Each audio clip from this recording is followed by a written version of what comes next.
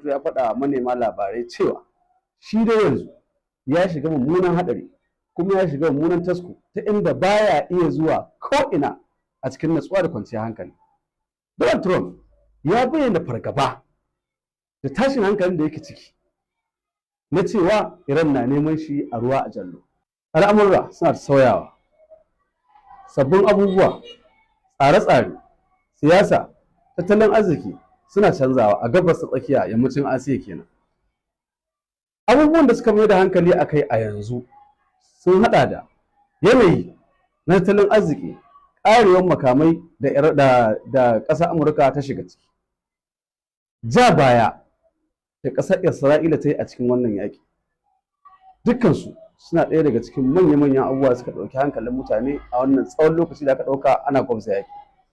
Sai babban abin da ya burge dukkanin masu muryar 'yanci a duniya shine mallakar mashigar Hormuz da Iran ta yi, ala dole Amurka babu yadda ta iya.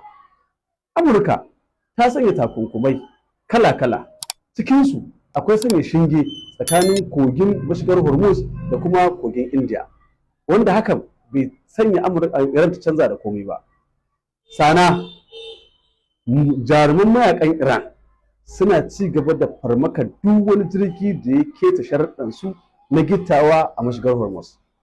Sai abu da kowane muhimmanci shine kulle Trump, sanya Trump a cikin keji, duk yadda yake ganin cewa shi mutum ne mai taurin kai, kuma yadda yake ganin cewa babu wani wanda ya isa taka mashi birki a duniya.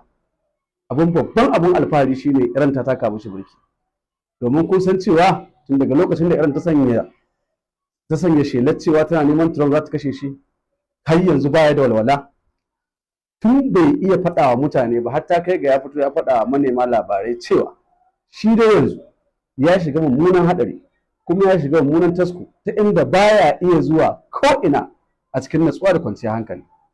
Donald Trump ya bayyana fargaba da tashin hankalin da yake ciki na cewa Iran na neman shi a ruwa a jallo. Ba wannan ba, Pakistan, Saudiya da kuma ƙasar Turkiya sun kulle yarjejeniyar tsaro, wanda masana suna ganin cewa wannan yarjejeniyar daidai take da zama a teburin mai shayi a yi hira, domin babu wani ƙarfi da zai iya yaƙar Yemen a yanzu, kasancewar ta taɓa yin yaƙi na tsawon lokaci da Saudiya, duk da akwai irin wannan ƙawancen a wancan lokacin da Amurka da Isra'ila, amma hakan bai amfana komai ba. Wani zai ce, to ya zan ce an yi ƙawance ne domin a yaƙi Yemen? To ai ƙasar Saudiya ba ta yaƙi da wata ƙasa a yanzu idan ba Yemen ba. Saboda haka muna so dukkanin al'umma su sani cewa, kuma su fahimta cewa babu wani ƙarfi, babu wani yaƙi, babu wani abu yanzu wanda ya isa ya tsaye da wa'annan yaƙuƙa da ke gudana a gabas tsakiya, face Amurka ta ɗauki faɗuwa a hannun Iran. Isra'ila ta yadda ta ja baya daga Yemen, ta ja baya daga zirin Gaza, duk da an yi wata gagarumar zana'ida a 'yan kwanakin nan, wanda aka rufe Falastinawa masu ɗimbin yawa da tarihi bai taɓa ganin irinsu ba. Wani zai ce, to me ya sanya aka fi yawan ambatar Lebanon fiye da Falasɗin a yarjejeniyar Iran? Dalili ko shine mallakan Lebanon a wurin Isra'ila shine babban ƙarfi da zai bata dama ta kawar da Falasɗin a cikin ɗan lokaci. Wa'annan suna ɗaya daga cikin abubuwa da muka kawo muku a yau.